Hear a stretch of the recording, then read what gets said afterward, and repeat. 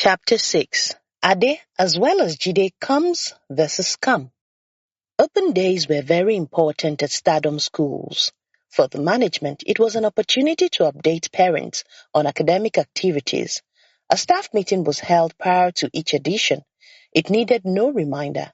Teachers and non-academic members of staff knew it was a day when they had to look their best, especially because they would have personal encounters with parents.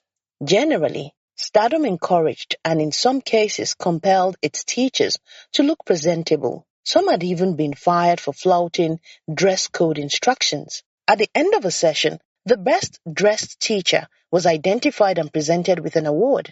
The event was a promising moment for many teachers too, including the principal. It proved that the reward of teachers did not have to wait till they got to heaven. Some parents came with gifts in cash and kind for specific staff, especially class teachers. The Gbayi family was outstanding. Smart Gbayi's mom, Mrs. Nike, would gift the school several packets of beverages.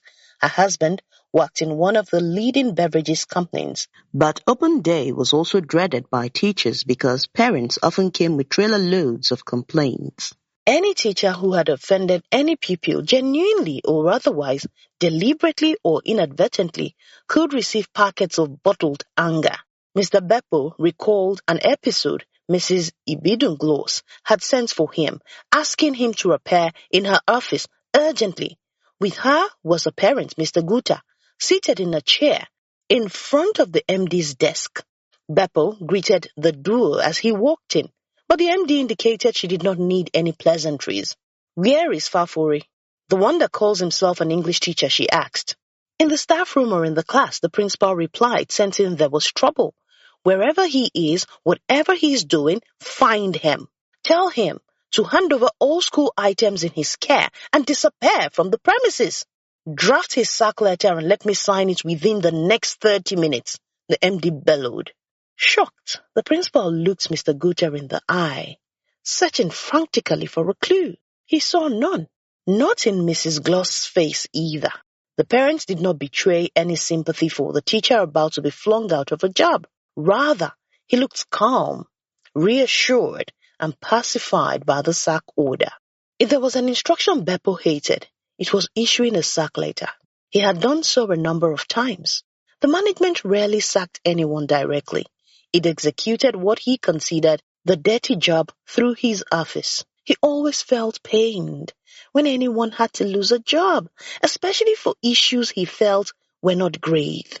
There were times when no one could really help matters, such as in the case of the teacher who the previous term was caught altering a student's result for a fee. Some had been sacked for perennial incompetence and child abuse, suspected or proven. Mr. Bepo remembered that the management through his office had also booted out some whom he believed were either not seriously guilty or not guilty at all, just hapless victims of circumstance or even conspiracy. Whatever the offense or its magnitude, Bepo always felt a void in his heart every time a colleague lost his or her job. Perhaps that was because he had experienced joblessness before. He understood what it meant for a family man like Farore.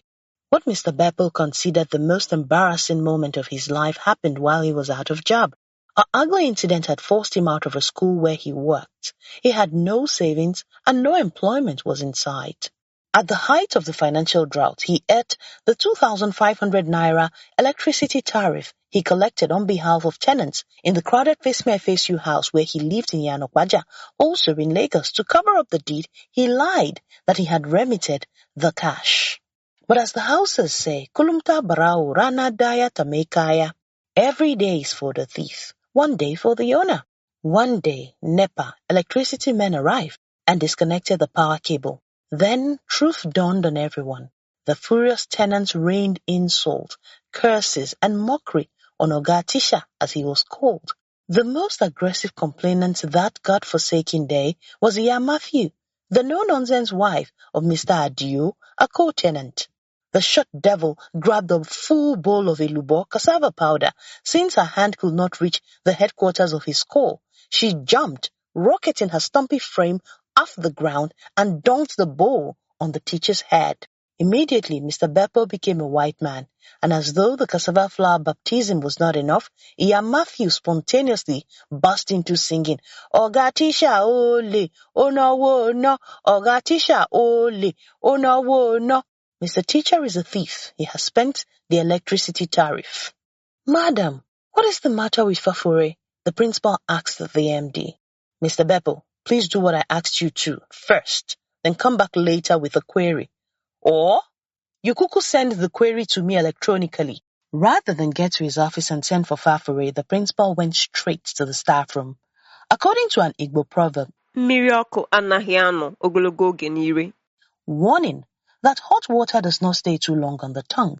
The English teacher was not in the staff room. He was in the SS2 class. That meant Mr. Bepo will have to do something he very much detested, stopping a lesson halfway. Good morning, class, the principal greeted as he walked in. And without taking an excuse from Mr. Farore, he addressed the students. I need to urgently have a word with your teacher in my office. Be responsible while he is away. And before he could ask, am I making sense? Some students had teasingly helped him out, while others chorused laughingly, yes. Farore did not like the interruption, but he had to obey his boss.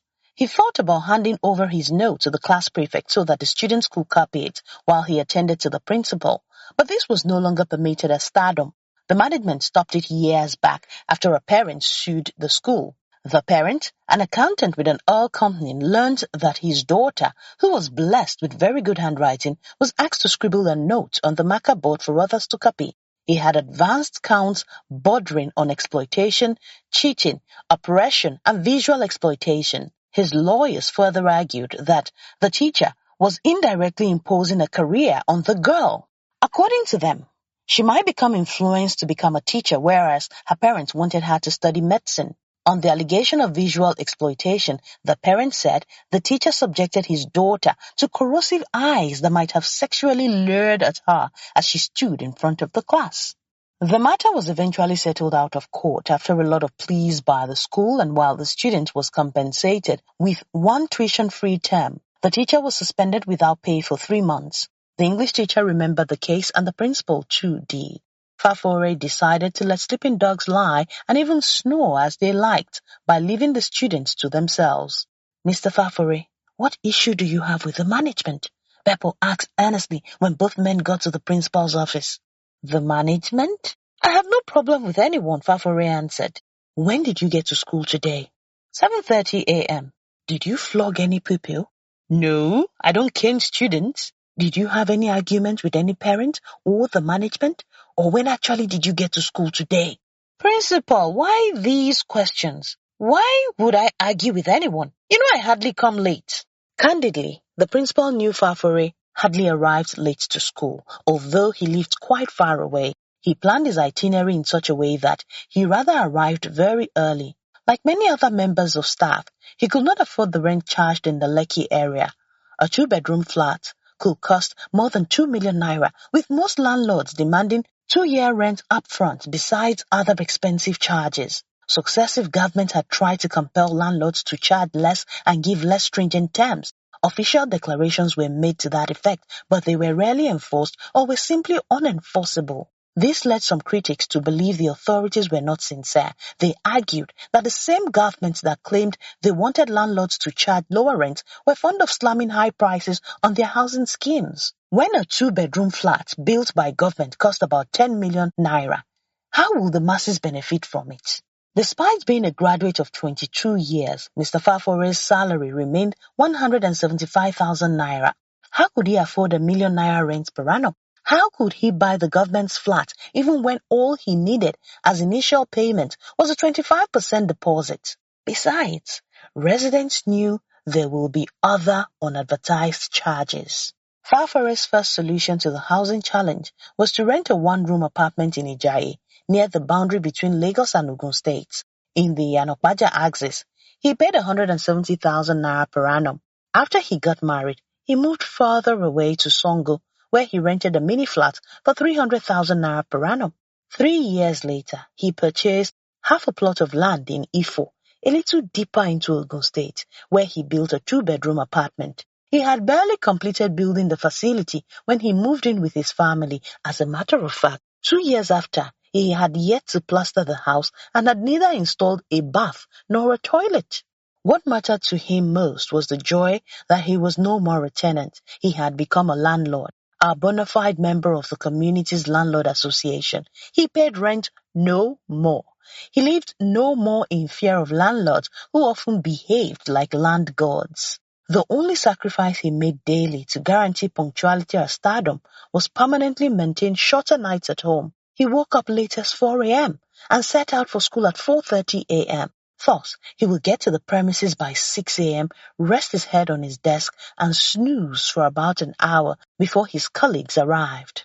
There were about 5 teachers who ran a similar schedule, living in the Ifo, Ojo, and Ofada axes of neighboring Ogun State. The principal was aware of this and should ordinarily not have raised any query pertaining to lateness. Farore had indeed twice won the Most Punctual Teacher award. "I'm sorry I have to bombard you with these questions," Bepo said, relaxing a bit, "but there's a problem, a major problem. The MD called me to our office. She is very angry, livid, by the way. I wonder if you had any argument with Mr. Guta, the father of Dora in SS2 and Nicholas in GS2. Farore said he had no discussion with him, let alone an argument. He came to the class, he checked his son's books, and said nothing before he left. Well, it seemed he left abruptly. Perhaps angrily too. Given the way he stormed out, he did not have any word with his son or me. Definitely there is a problem. The MD says you have to go. Go? Go where? Farore crashed into the sofa at the office. Sacked? How? Why? Questions raced through his mind. His thought flashed to his home, where his wife was heavily pregnant. He had also yet to complete the payment of his children's school fees. He had put the 2 of them in a school near his abode in Ifo. Apart from the long distance to Lagos, he could not afford Stardom's fees. The management gave teachers who had been in the school up to 7 years the concession of paying only 50% fee on any child. Other charges remained sacrosanct, like those for books, feeding, uniform, etc. Yet Farore could not buy in. He will still have to pay up to 250,000 naira on each of the children if they had to school at Stardom. When he returned to the staff room, he found some of his colleagues were already discussing his matter. He wondered how they knew, but of course, at Stardom, information traveled faster than light. "Fafo, what happened?" Mrs. Ose, the Igbo language teacher, asked. Before he could answer, 3 more questions had jumped out of the mouths of other staff. "Honestly, I don't know," Farore said, as he began to sort personal items on his desk, indicating to his colleagues that the ordeal was real. The staff, visibly unhappy, wondered what went wrong. It was a lesson to them all. There was no job security in the establishment. "What do you expect when you're working in a one-man business?" Aldo asked, unusually serious. "I've always said that the job we have is the type that the wind can blow away anytime, any day, depending on the mood of our employer. I think we shouldn't allow this matter to go on like this." "What would you do? What power do you have to change anything? Do you want to fight your employer?" the Agric teacher, Mr. Obi, queried. Just then, a message came from the principal. All teachers were to congregate at the MD's office for an emergency meeting. It was at the meeting that the still enraged MD announced why Farore had to quit and why other schools soon followed suit. But no sooner did she begin to speak than she stopped and winced as pain fired her buttocks. She had sat down for hours during the day. Now her bum had begun to revolt. She squirmed and readjusted her backside on the chair. Her face reflected a mixture of 2 distinct troubles, Farfore's and her distressed bum. Everyone that saw her, however, believed her countenance was all about the embattled English teacher. Armed with a double-barreled frustration, the MD declared she was fed up with the embarrassment teachers were causing the school whenever they demonstrated incompetence, especially in the presence of parents. "This school will no more tolerate incompetence," she dropped. "We employed you because you said you were professionals, whether in maths, biology, government, or English. Once you show that you are raw or more illiterate than the woman from whom you buy onions and pepper in Obalindi, then you have to go." "I'm sure some of you must have learnt that Farore, the so-called English teacher, is leaving this school today. And I think the principal too will henceforth have questions to answer. If you cannot monitor your teachers, if you do not check their notes, and parents have to uncover the abomination we ought to have eliminated internally, then you are bound for trouble. Imagine a supposed English teacher. This is what a parent who labors day and night to pay his children's fees found in a note Farore gave the students. Mrs. Ibidun-Gloss collected 5 notebooks from the secretary, seated on her left. On the right was the principal. She had asked the secretary to randomly gather the notebooks from the class Farore handled. The MD then opened a page and pointed out what she believed was a grammatical atrocity. Ade, as well as Jide, comes early, the MD read. She observes the staff, eager to see shock, written all over their faces. This was what the parent, Mr. Guta, saw and became so angry about that he threatened to withdraw his children from the school. What sort of an English teacher or any kind of a teacher will say Ade as well as Jide comes instead of Ade as well as Jide come? Ladies and gentlemen, a teacher like Farore, Mr. Ade as well as Jide comes has no place in the school, she submitted. Is this the reason we are sacking the man, Ma? The principal asked with a chuckle. Is it not grievous enough? The MD asked. Some of the teachers murmured in her support, or at least in mild protest against the way Bepo trivialized the matter. The principal's response infuriated the MD greatly. At once she thought he also might not survive the scandal. So Bepo, Ade as well as Jide comes is your position too? And your estimation of what represents the standard of this school? There is nothing grievous about the statement, Bepo began unruffled. There is no error whatsoever. It is a piece of standard English. As a matter of fact, we have to quickly call Farore back and update Mr. Guta too. I wish he had not left. More importantly, we have to call Farore back. What he taught the students is correct. When you use and, the verb that follows is come. But when you use as well, together with, alongside, etc., we go for the singular verb with s. The clause is in the subjunctive mood and does not align with normal grammar rules. Not impressed by the blasphemy the principal was muttering, the MD directed everyone to bring out his or her smartphone and investigate the assertion online. Interestingly, all discovered that Farore and the principal were right. Mr. Guta was wrong. The MD was wrong.